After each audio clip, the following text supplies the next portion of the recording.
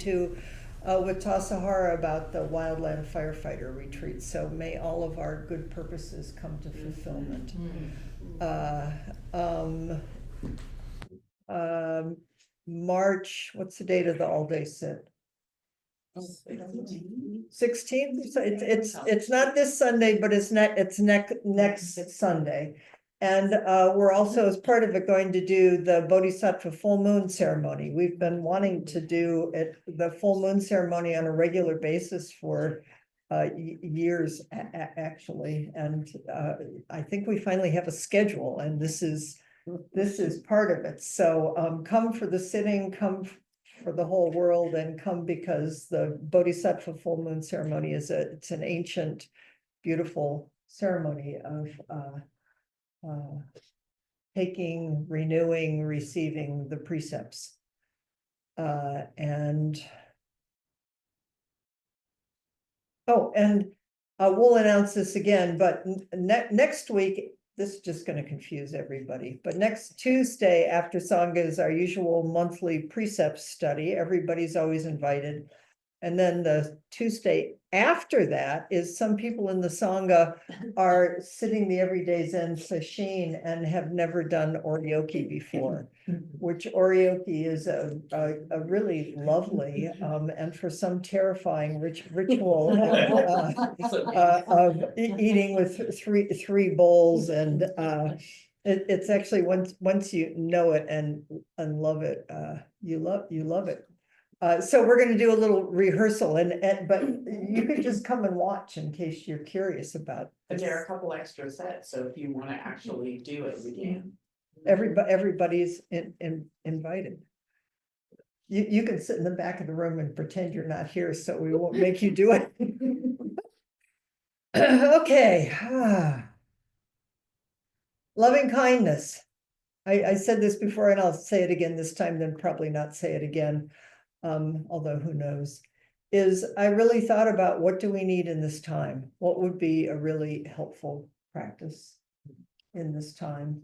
And of course, I start with myself. What would be helpful? And I figure whatever would be helpful here must have some resonance with all of you and the world, and loving kindness came up for me. So we're going to spend some weeks swimming around in the ocean of loving kindness. And I began on Tuesday, and maybe we'll do it a little more next week, of just actually rooting and grounding in the traditional loving kindness metta sutta teaching practices. And then I think what is I want to bring forward different teachers who have just teachings that either directly or indirectly feel to me like an expression and an encouragement for loving kindness. And what is it? I always think of Pema Chodron famously, or maybe just in my own mind, said, I talked about stupid compassion. This isn't about going over anything. It's not about getting swallowed up in anything. It's just, how do we be here? Present. And as I said on Tuesday, I'm going to review some of what I did on Tuesday as a ground. Bhikkhu Bodhi, I have come to really deeply respect and rest in and take up his teachings. He's a scholar, an amazing scholar of Pali or early Buddhism. And he's also and you'll see, because I'm going through and reviewing an article in particular, which is on the Engaged Buddhism section of our website, is he's also really devoted to what does this look like in the world? And I'll read you a little bit, because I think he has a really beautiful kind of critique of this. But he founded Buddhist Global Relief, Compassion in Action, with the intention of relieving chronic hunger and malnutrition in the world. So he's a very deeply practiced, committed monk a scholar, and he also takes his practice into the world. So let me review, as I said, a little of what we did on Tuesday. An article called Love and Compassion in Meditation and Action by Venerable Bhikkhu Bodhi. Oh, I also should just add, he's one of the few Buddhist teachers who's really spoken out about Gaza too, which is, I think, a little, for whatever reason, people think it's dangerous to say anything because nobody wants to offend anybody, and his teachings are really deeply rooted in ethics. I mean, and you'll see. So here, love and compassion are qualities essential to our stature as human beings. In the teachings of Buddha, love and compassion are regarded as the foundation of ethics. So ethics are precepts, is how do we live and be in the world. This is not abstract. This is, we're practicing this every day. What do we do as true human beings?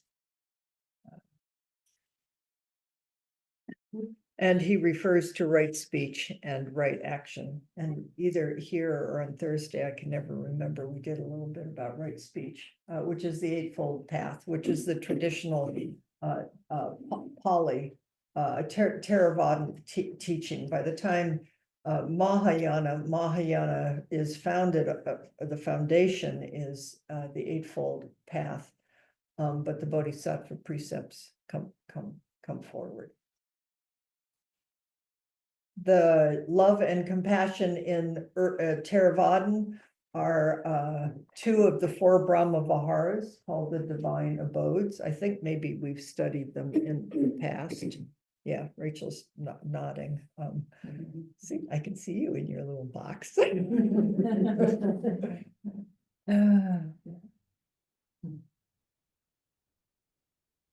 And he says how important love and compassion needs to be balanced by wisdom and insight, which I think maybe is the same thing as Pema Chodron saying this isn't stupid compassion, is we really ground it in, says, insight into the real nature of things, which alone can permanently eradicate the mental defilements that bind us to samsara, the round of birth and death. The purpose, if I actually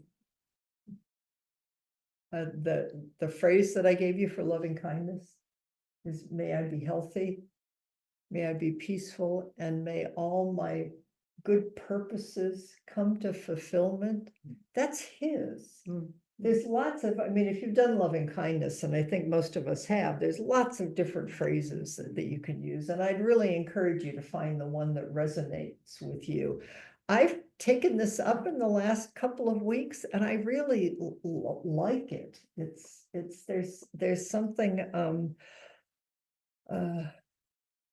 why did I get off on that?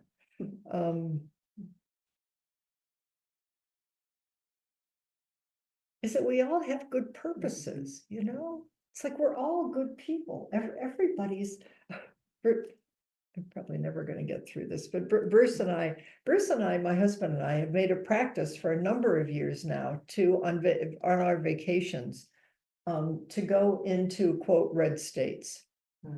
Because one, there's amazing land there, and his family roots are in Montana, and but just to go meet people so that we just have a feeling of goodness. So for whatever reason, on my phone this morning came up this picture.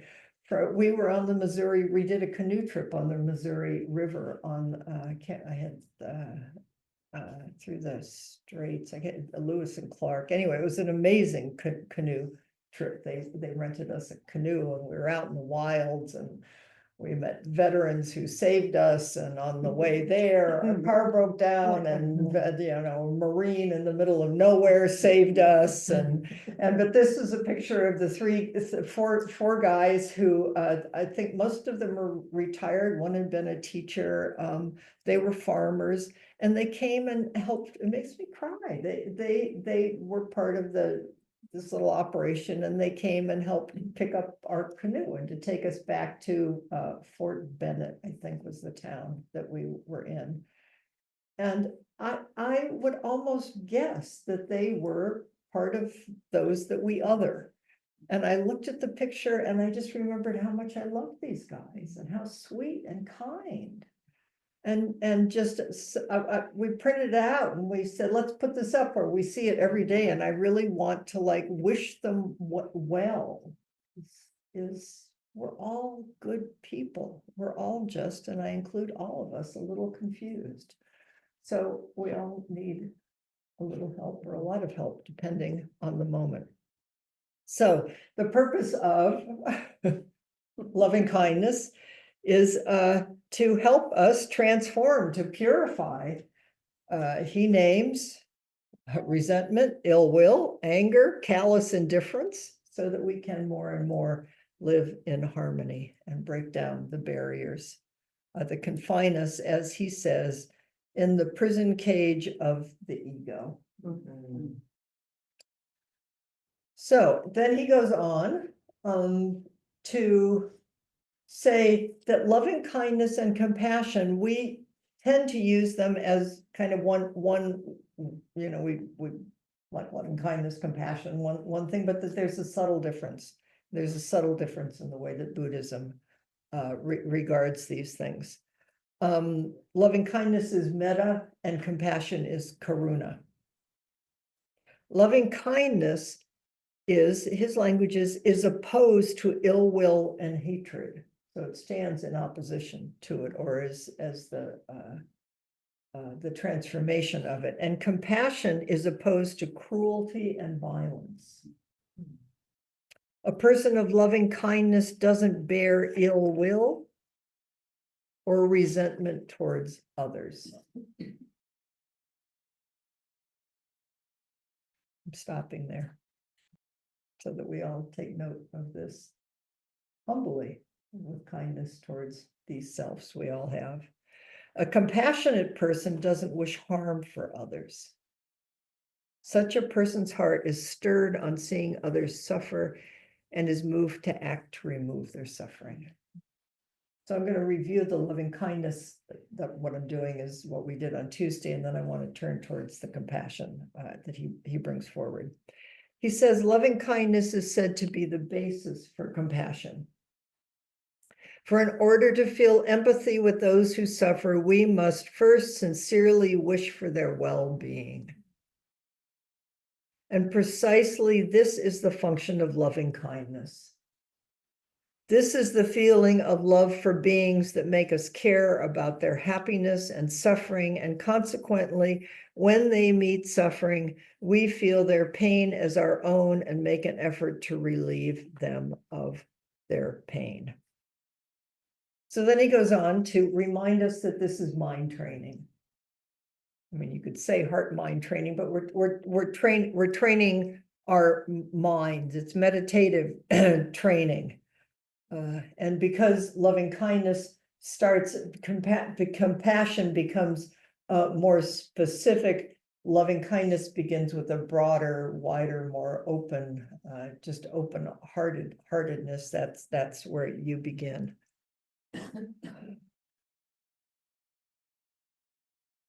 There are recipients. This is his language. I love this. This is so scholarly. It's not the language I would use, but it's part of why I'm using it, because it kind of tickles me and makes me extend my own mind. Recipients and a formula. So the formula is the loving kindness meditation. The recipients are, so here's the recipients. And I really appreciate this, because I don't know about all of you, because I've taken up loving kindness meditations, and they're offered and they're beautiful, and we'll do some of that, and you can find them online. But pretty much, this is my commentary, is it seems to me, because we're Westerners, we jump in and we start with this person, then ourselves, then we do the next person, then we do the next person, then we do the next person, and then okay. Sorry. is he says, this takes a long time. And you really should just go slow with this. So I'm gonna tell you what he says, so you don't think that because you didn't automatically turn into this perfect loving kindness person, there's something wrong with you, or that that's even what we're going for. So you start with the first person, is you always start with yourself. Then you start with a dear and respected person. I was thinking, some people have, well, Rhonda McGee, who I've been doing sittings with during this time, she began with, who's a person who really inspires you in difficult times? I mean, that would be an elder or a mentor or somebody that you look towards, like people say like Martin Luther King, or, but it could be anybody. Then the next one is a beloved friend or family member. Then a neutral person, and then a hostile person. Most of you, if you've done any of this, you probably know this a little bit, that the person should be alive and that it should be someone that you're not in a sexual relationship with. I'm not gonna go, and then the language that he suggests, the formula, which is not fixed, but his is, may I, you, they be healthy. May I, you, they be peaceful. And may all this person's good purposes be fulfilled.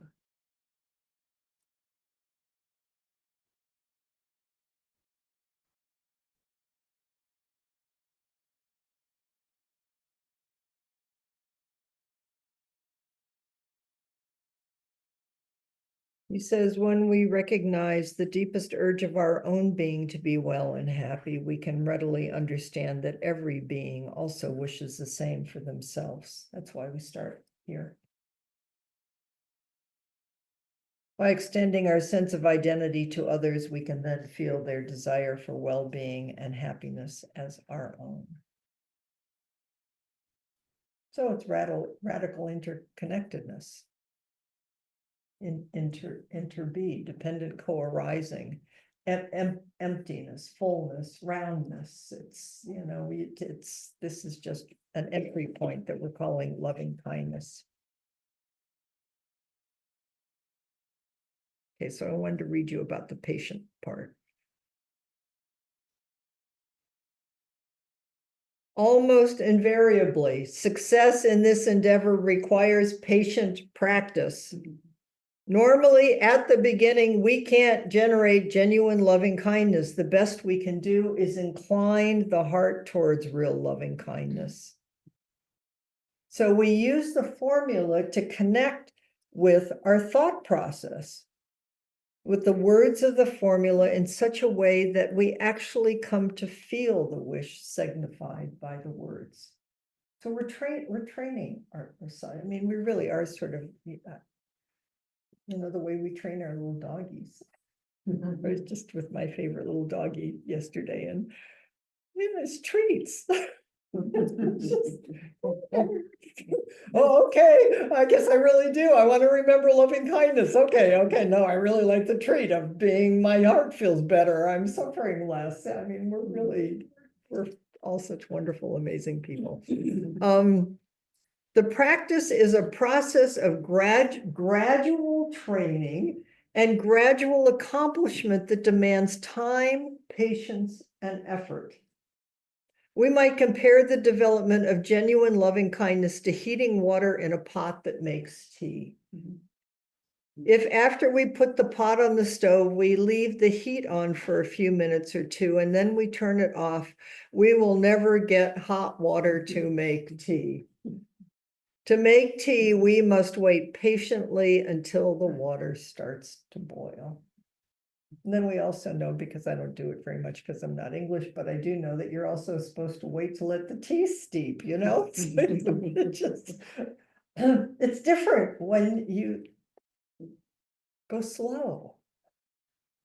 So then he says, For a beginner, I recommend working for some time, perhaps 20 or 30 minutes daily for several weeks exclusively with the first three people. With yourself, with a respected person, and with a dear friend. It's like, don't even try to go to the hard stuff. And then it's only when you have some success with these three people that then you go to the neutral person. And the neutral person is someone, this person, we regard this person with indifference or a mere minimum of human sympathy. We have to make a special effort to put ourselves into the other person's skin and thereby cultivate a sense of empathy or identification with the person. Like somebody in the grocery store line or somebody, well, I just thought there's someone who comes and cleans here, and I see him all the time, and he's kind of a neutral person. I just thought, oh. Or people who walk by to go to AA next door, you know, it's like, I don't, mostly they're just neutral out there, but anyway, we can each find our own way. So then you work with the first four people for a few weeks until you can generate that warm and soft concern for all four. And at this point, then you bring in the hostile person. So one might, there are some words of advice and I was going to say warning, but I don't think I'll say that. But you have to be especially careful not to dwell on negative thoughts about the hostile person. If such thoughts do become persistent, you should put that person aside and revert to the first four people. This is like sane practice. This is like stay where you are. This is like be kind and generous. Only later should you bring in the hostile person. And to break down your resistance to this person, you can use the same reflection that you used in reflection of the neutral person, perhaps even elaborating on them in various ways. What did he say about what? Let me just, I think maybe I skipped a part there. Anyway, the neutral person. Oh, you have to cultivate a sense of empathy or identification. And then at that point, you can start going through the whole gamut. The ideal, we're all perfectionists, or we're setting ourselves like the Sandokai, don't set up standards on your own, is the ideal is to be able to generate love to all persons in the different categories equally without discrimination. This stage is called the abolition of barriers. And then I always like to skip to this one, but I skip to this one because it helps me come back, because then I remember he says, and then you extend it to all the geographical regions of the earth. May all people be healthy and peaceful and their good purposes be fulfilled. And that you can begin with your residence, a home or a building, and then extend it to the neighborhood and to the state. And then he says, take each continent. Isn't that interesting? It's very specific. And then the whole earth simultaneously. And then, based on classical Buddhist cosmology, one extends loving kindness to all the different classes of living beings in the realms. And we've done some of that with the, the deities and the humans and the animals and the unhappy spirits. But mostly it's just like you're extending it across time and space to all the realms of existence, imaginable and unimaginable. And always, if at any point you start feeling shaky, you just come back here. Because here is not, in this way, is not self-centered. Here is the center of the universe. And if we stabilize here, it stabilizes everything. So pay attention and be patient and be kind. Okay? Okay. We'll help each other remember that this isn't speed loving kindness. This is not fast food loving kindness. This is a lifetime What's the most important thing? So now I want to tell you what he has to say about compassion. Compassion has a different characteristic from loving kindness. He says a different flavor or felt tone. When one practices both, one can distinctly feel the difference. The two are as different as vanilla and almond ice cream. Isn't that great? This is a celibate monk, and he's telling us about ice cream. I like that he can do that. Specifically, compassion means the feeling of empathy for those afflicted by suffering. Therefore, to develop compassion as an exercise in meditation, one has to focus on those undergoing suffering. So you can see why you really want to be stabilized. Because I think a lot of what's happening right now is like it's too much. So we just begin where we are, and we begin where we are, and we come back over and over. This is what he suggests.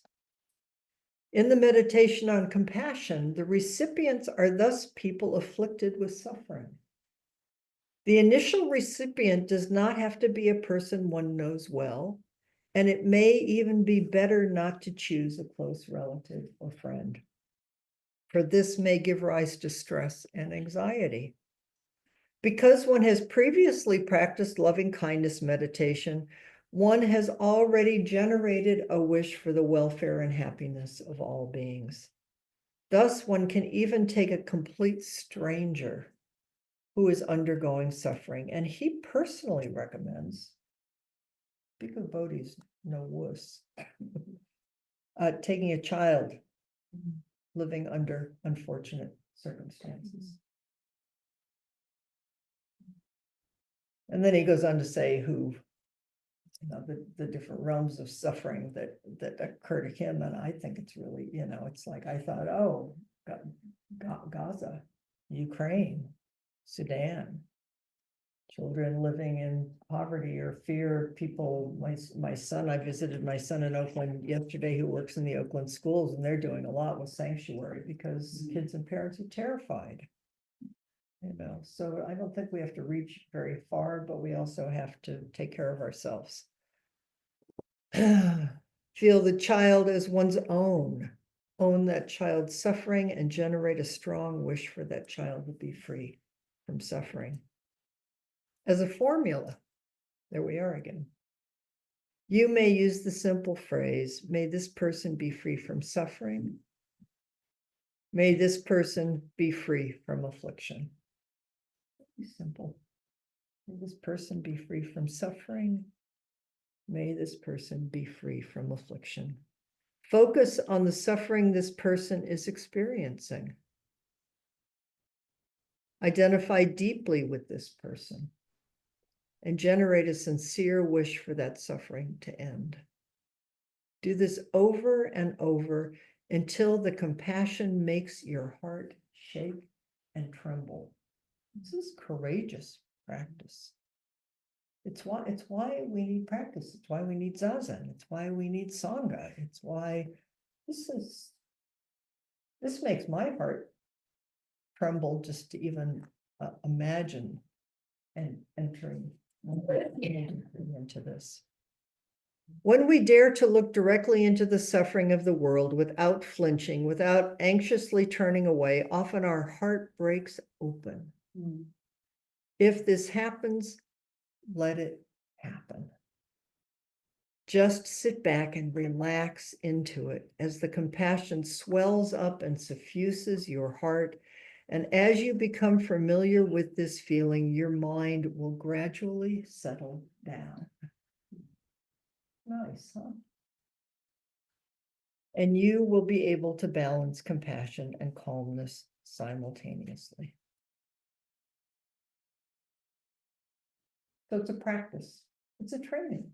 That's what we're doing, is we're training. And again, slow, easy, practice.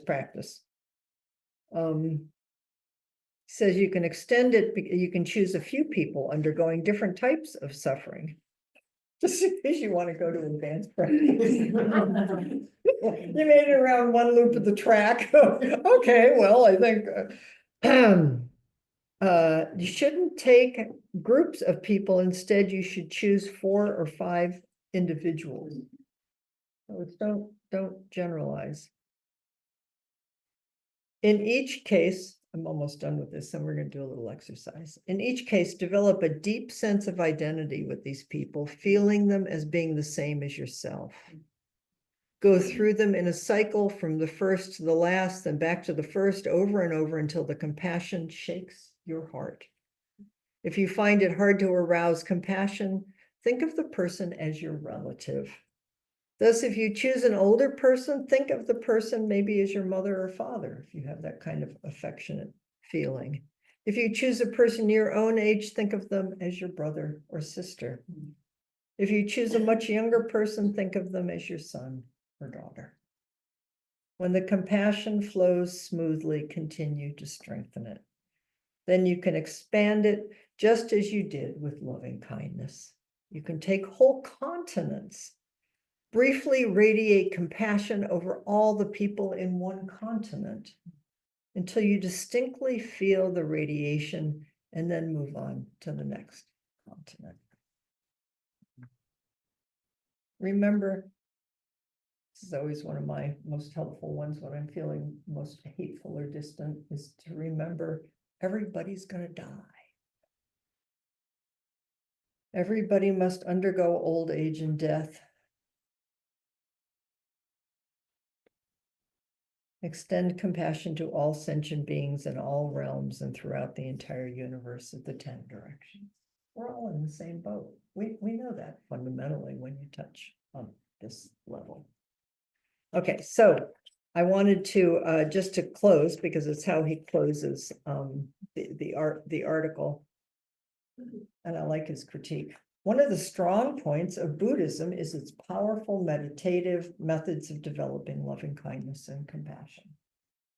While all great world religions praise love and compassion, Buddhism stands out in offering precise, step-by-step techniques for awakening and cultivating these sublime virtues.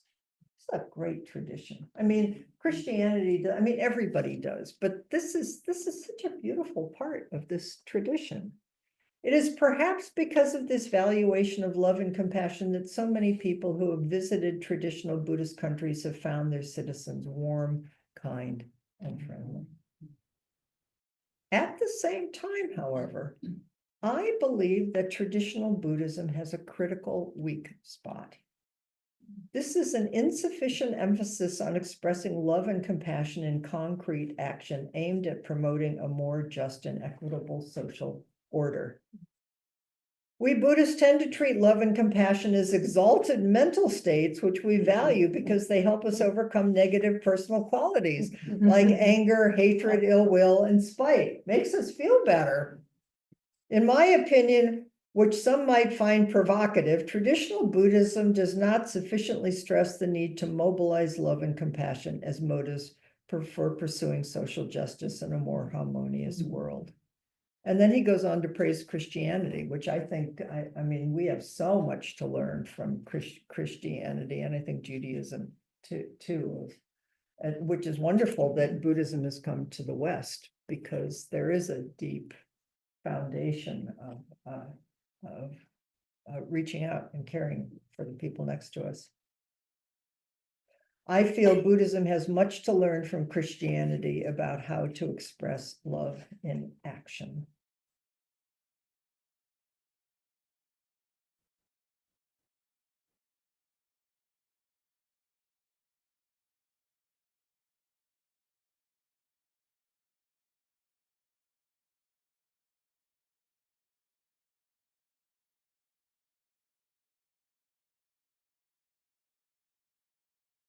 Talks about everything that's going on in the world,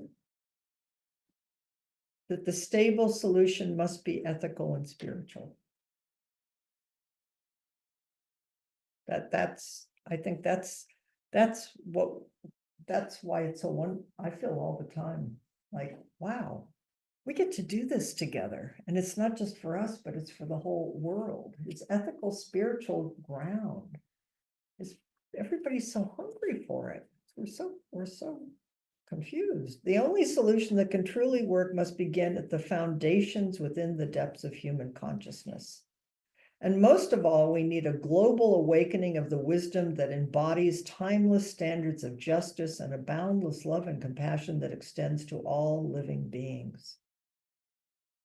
Love and compassion must serve more than lofty spiritual ideas. It must become spurs to action, moving us to help alleviate the suffering of others and to promote long-term welfare and happiness. And I want to keep saying again, everybody's going to do that really differently. You can wash the dishes and do loving kindness meditation and extend it to everybody everywhere, and water. And I mean, there's just that it's like, just do it when you're walking down the path. Don't set up standards on your own about what you should or shouldn't be doing. It's the heart and it's the intention. May all beings be healthy. May all beings be peaceful. And may all of our good purposes come to fulfillment.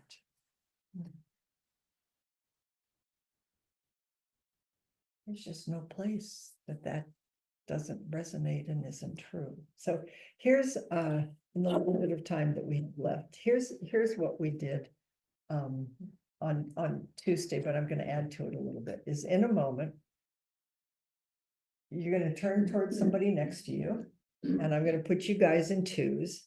And the first thing you're going to do is start with each person, may I be happy. May I be healthy. May I be peaceful. And may all of my good purposes come to fulfillment.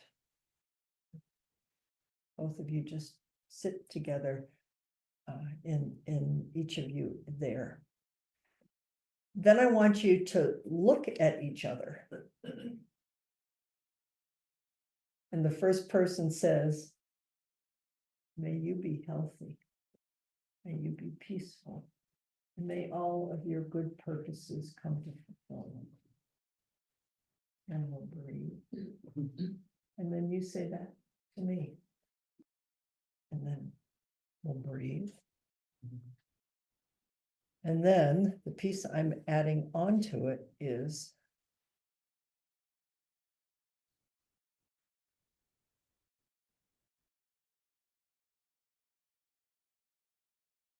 the first person then says, I want you to name, it could be a child,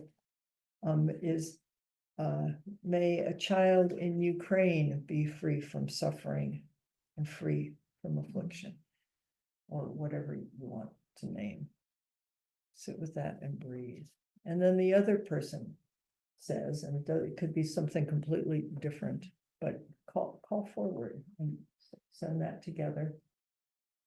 Sit together, and then in whatever little time there is, and I'm sorry, but I wanted to do all this. You can just talk together and then we'll come back. Okay? So for yourself, together, and saying it to each other back and forth, ground, and then each person bear witness to the other, calling forward compassion, or child, or a being somewhere. Okay? So take good care of yourselves and each other, and I'm sending, so